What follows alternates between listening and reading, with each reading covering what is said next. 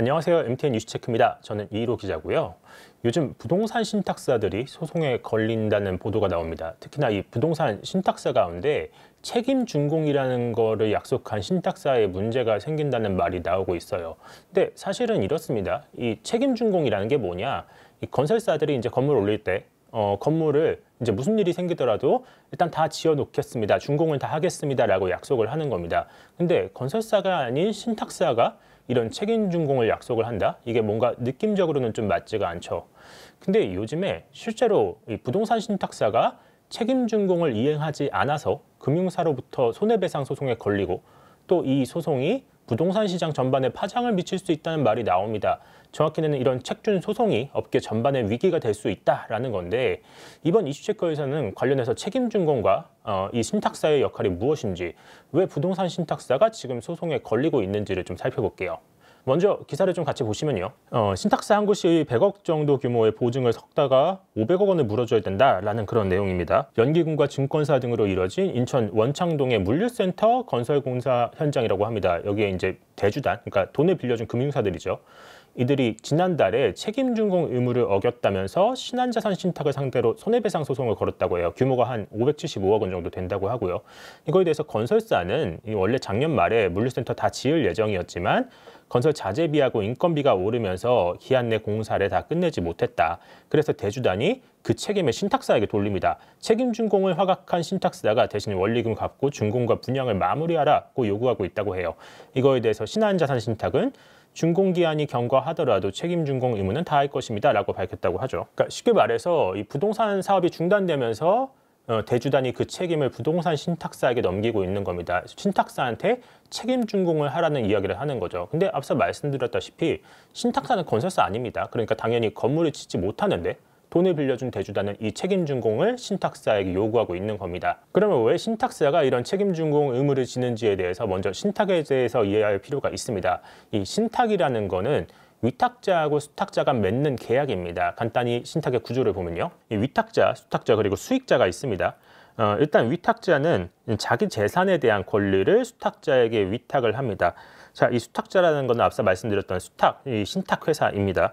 그러면 이 수탁자는 위탁자 대신에 이 재산에 대해서 운용하고 관리하고 또 돈을 이제 수익을 내 가지고 수익을 창출을 해서 처분을 합니다. 이 처분한다는 거는 수익자한테 이 이제 수익 난 거를 이제 준다, 배분을 한다라는 그런 뜻이 됩니다.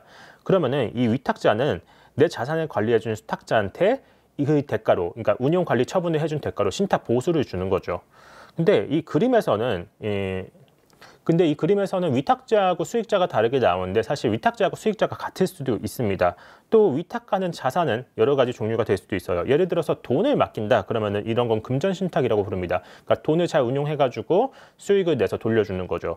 그리고 오늘의 주제가 되는 이 부동산 신탁. 부동산 신탁은 재산이 땅이나 건물 같은 것이 되는 겁니다. 이 경우 수탁자는 부동산 신탁업자가 돼서 부동산 관리하고 운용하고 처분하는 그런 일을 하는 거죠. 그래서 이런 부동산 신탁에는 크게 두 가지 종류가 있습니다. 일단 차입형 개발 신탁, 그리고 관리형 개발 신탁이라는 겁니다. 양쪽 모두 기본적으로 부동산 신탁 업무를 하는 건 똑같습니다. 신탁 업무, 그러니까 아까 말씀드렸다시피 운용하고 개발하고 그리고 수익 분배하고. 근데 이 차입형 개발 신탁하고 관리형 개발 신탁은 좀 다릅니다. 자금 조달 의무를 보면요. 일단은 차입형 개발 신탁은 이 사업비, 그러니까 사업비는 보통 이제 땅을 사야 되니까 토지비, 그리고 건물 올려야 되니까 공사비 같은 것들이 들겠죠. 이거에 대해서 이 사업비를 신탁사가 일부 조달을 합니다. 뭐 전부 다 조달하지는 않고 일부 조달하는 건데, 그래서 신탁사로서는 이렇게 사업비를 태우는 만큼의 리스크를 잽니다. 대신에 내 돈을 투자하는 거니까 그만큼 신탁 보수가 한 4에서 5%로 상당히 높습니다. 그리고 이 사업비를 일부 조달을 하니까 그에 대한 이자 수익도 일부 창출을 할 수가 있죠. 그래서 보통 이런 방식은 자금력이 풍부한 상위권 신탁사가 하는 방식입니다. 근데 이 관리형 개발 신탁은 이 돈을 대지 않습니다. 사업비는 위탁자가 전부 다 되고요. 그러니까는 신탁 보수가 상당히 낮습니다. 약 1% 내외. 2% 정도 된다는 이야기도 있고 1%도 안 된다는 이야기도 있고요. 이게 시장 상황에 따라서 좀 이 보수가 달라지는 것 같습니다. 근데 이렇게 돈을 대지 않는 만큼 이 부동산 신탁사는 여기에 대해서 신용 보강이라는 걸 해줍니다. 이 신용 보강이라는 거는 이 부동산 뭔가 이렇게 올릴 때, 건물을 지을 때 그때 문제가 생길 때 이 신탁사한테도 뭔가 책임을 지게 하는 겁니다. 예컨대 지금 보시면 이 책임준공이라는 게 있죠. 이 책임준공 의무는 보통 시공사, 그러니까 건설사가 집니다. 건설사한테 이제 건물을 이제 무슨 일이 생기더라도 너희들이 건물을 다 올려라라는 그런 책임 준공인데 이 책임 준공 의무를 신탁사가 신용보강 목적으로 지는 경우도 있습니다. 예를 들어서 시행사가 돈을 못 갚으면은 그러면 건설사는 어쨌든 돈을 못 받더라도 책임 준공 확약을 맺었으면은 이 건물은 다 올려야 됩니다. 근데 만약에 건설사까지 다 부도가 났다. 그래서 책임 준공을 건설사가 못 한다. 이러면 신탁사한테 이제 대주단이 너네들 책임지고 준공하라라고 맡기는 겁니다. 이런 거를 오늘의 주제인 책임 준공 관리형 토지 신탁이라고 말을 합니다.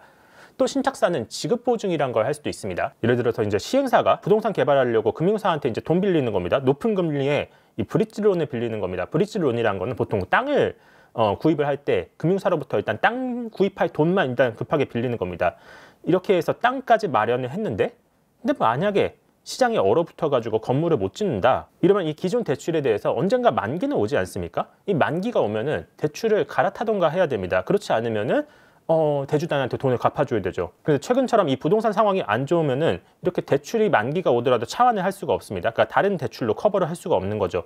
이런 경우에 돈 빌려준 대주단은 신탁사한테 그 책임을 묻습니다. 야, 신탁사, 너네가 지급 보증 섰으니까 돈을 내라라고 이제 이야기를 할 수가 있는 거죠. 그래서 맨 처음에 저희가 봤던 기사는 신탁사가 책임 준공 확약이라는 거를 해준 겁니다. 그러니까 이 사업은 시공사가 지난해 말 물류센터를 지을 예정이라고 했죠. 근데 갑자기 사업비가 늘면서 기한 내 공사를 다 못 끝낸 겁니다. 그러니까 대주단이 이 책임 준공 확약을 한 신탁사한테 그 책임을 묻고 있는 겁니다.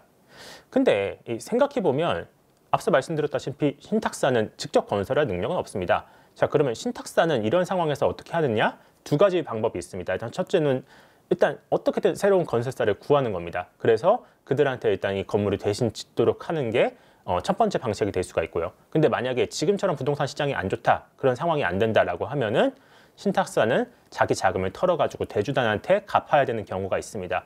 신탁사로서는 어쨌든 이 둘 중에 하나는 무조건 해야 될 상황입니다. 그리고 최근 부동산 신탁 리스크가 커지고 있는 건 쉽게 말하면 최근에 부동산 경기가 나빠지는 것하고 관련이 있습니다. 잠깐 부동산 프로젝트 파이낸싱의 구조를 볼게요.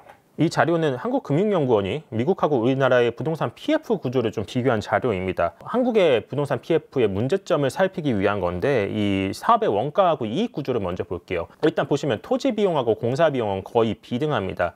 근데 우리나라는 일단 토지 비용을 마련하기 위해서 브릿지론이라는 걸 세운다라고 했죠.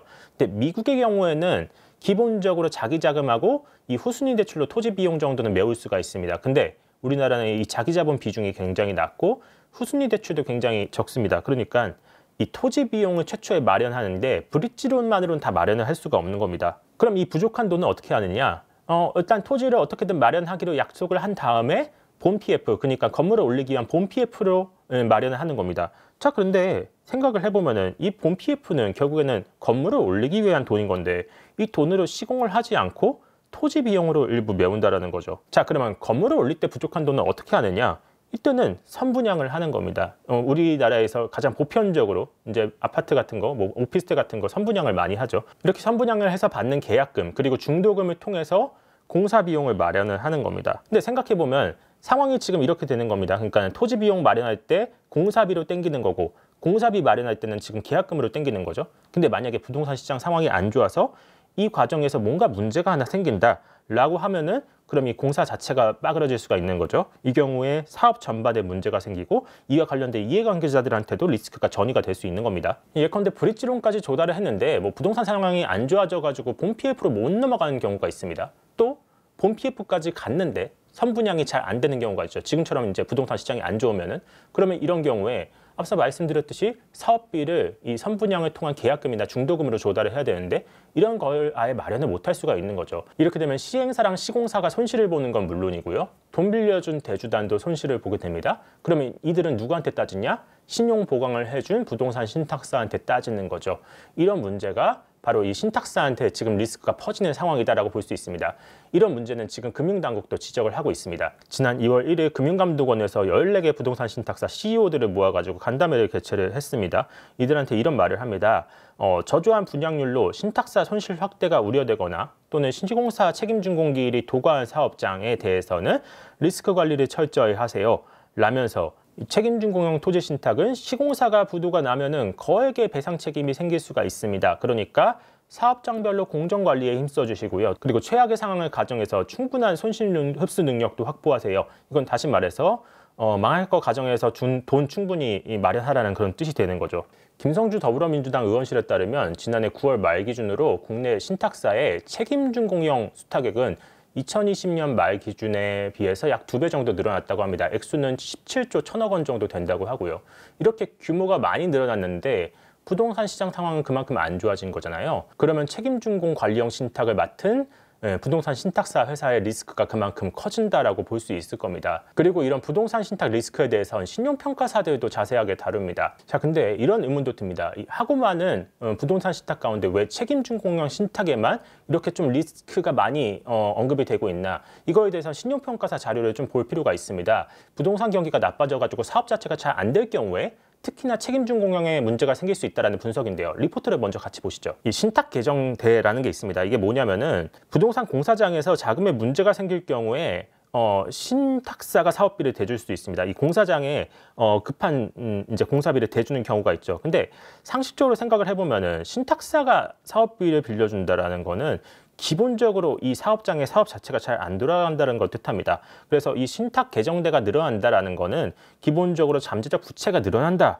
잠재적 부실 가능성이 높아진다라는 걸 뜻하는데요. 근데 이걸 보면은 이 녹색 바가 이 신탁 개정대입니다. 2019년 기준으로 상당히 높았었는데 쭉 내려갔다가 2023년 들어가지고 되게 높아집니다. 그래서 2019년에 고점을 이미 돌파를 해버렸죠. 그리고 이제 부동산 개발에서 이미 이제 손실 처리가 돼가지고 비용화한 그런 대손상각비도 상당히 많이 늘었습니다. 2019년 이만큼 늘었었는데 쭉 내려놨다가 2023년 기준으로 최근 한 10년간 역대 최고 수준을 기록을 하고 있죠. 그런데 문제는 이 앞서 금감원에서 지적한 대로 책임준공형 신탁 리스크가 커지는 게 이 리포트상 거의 실시간으로 확인이 되고 있다는 겁니다. 이 부동산 사업장의 미투입 사업비에 대한 부분인데요.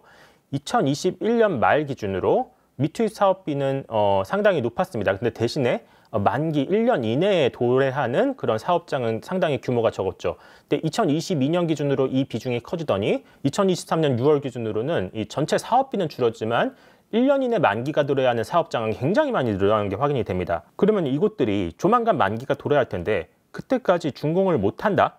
이 경우 신탁사가 책임준공을 질 수가 있다는 거죠. 근데 앞서 말씀드렸다시피 책임준공 관리형 토지 신탁의 가장 큰 문제는 도급 순위가 낮은 건설사들이 시공을 맡는 경우가 많다는 겁니다. 내용을 좀 더 볼게요. 이 상품별로 시공능력 평가 순위를 본 건데요. 보시다시피 이 일반 관리형 토지 신탁은 대부분 100위권 내 시공사들, 그러니까는 어느 정도 사업 경험이 있고 건물을 어느 정도 올려본 그런 시공사들이 사업을 맡는 경우가 많습니다. 근데 이 책임준공 관리형 투자 신탁 같은 경우에는 이 300위권 이내의 시공사들도 상당히 많이 맡습니다.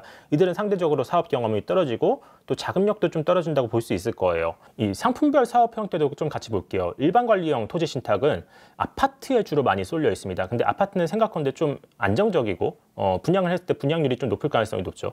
근데 책임준공형 관리 토지 신탁이 들어가는 경우는 이 오피스텔인 경우가 상당히 많습니다. 그래서 이걸 반대로 말하면 이 책임준공형 토지 신탁은 어디로 들어가느냐? 아파트 같은 데보단 비교적 분양에서 불안정하고 불리한 오피스텔 같은 상품에 들어가고요.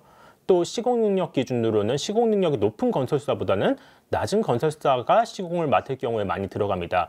근데 이런 경우에는 대주단으로서는 좀 불안합니다. 왜냐하면은 시공 능력도 적고 또 오피스텔이네? 이런 경우에는 사업이 잘 안 될 가능성이 꽤 있으니까 이럴 때 신탁사들한테 신용 보강을 요청을 하는 겁니다. 이 신용 보강의 경우 앞서 말씀드렸다시피 책임준공을 요구하는 경우가 상당히 많다는 거죠. 그래서 이 과거 부동산 상황이 좋았을 때는 이런 식으로 사업을 해도 잘 돌아갔습니다. 이 신탁사들도 책임준공 확약을 해줘도 실제로 사업이 망해서 책임준공까지 본인들로 이제 책임이 오는 경우는 많지 않으니까 이런 확약을 그냥 막 해줬던 거죠. 근데 요즘처럼 부동산 시장이 얼어붙고 자재비도 오르고 인건비도 오르고 그러면은 사업장의 자금이 부족해져 가지고 사업을 못할 수가 있습니다. 이런 경우는 시공사들이 책임준공을 해야 되는데 못하고 망할 수도 있죠. 그러면 책임준공 확약을 맺은 신탁사들은 과거에는 이건 그냥 형식상 맺은 거였습니다. 근데 지금처럼 부동산 시장이 안 좋아졌을 때는 실제로 준공 의무를 지게 되는 겁니다. 이와 관련해서 장표 하나만 더 볼게요. 이 책준형 관리형 토지 신탁의 공정 현황입니다. 이 X축이 원래 계획했던 공정률, 그리고 Y축은 실제 공정률입니다. 2021년 말 기준으로 보면은 이 계획하고 실제하고 거의 비슷하게 가는 그런 모습을 보이고 있죠. 근데 이게 시간이 가면서 점점 이 Y축이 밑으로 떨어집니다. 이건 무슨 말이냐?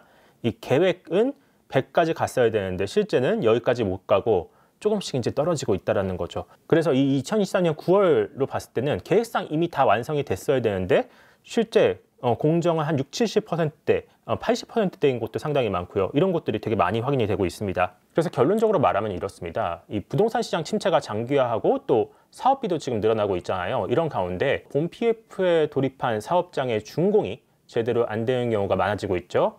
그럼 이 경우에 이 부동산 신탁사, 특히나 책임준공 확약까지 맺은 관리형 토지 신탁을 맺은 그런 부동산 신탁사는 리스크가 터지는 경우가 생길 수가 있다는 겁니다. 이번에 이 원창동 물류센터에서 터진 부동산 신탁사 손해배상 소송은 사실 그 신호탄하고 같다고도 볼 수 있을 것 같아요. 앞으로 이런 상황이 계속 반복이 되고 더 심해진다라면은 중소형 부동산 신탁사를 중심으로 부실이 커지면서 모회사의 리스크가 전이될 수가 있고 또 몇몇 부동산 신탁사는 망할 수도 있을 것 같다라는 그런 이야기도 나오는 것 같습니다. 이런 상황을 인지를 하면서 이 부동산 시장을 보실 필요가 있을 것 같습니다. 이번 이슈체크는 여기까지고요. 저희는 다음 시간에 조금 더 재미있고 유익한 주제로 찾아오겠습니다. 감사합니다.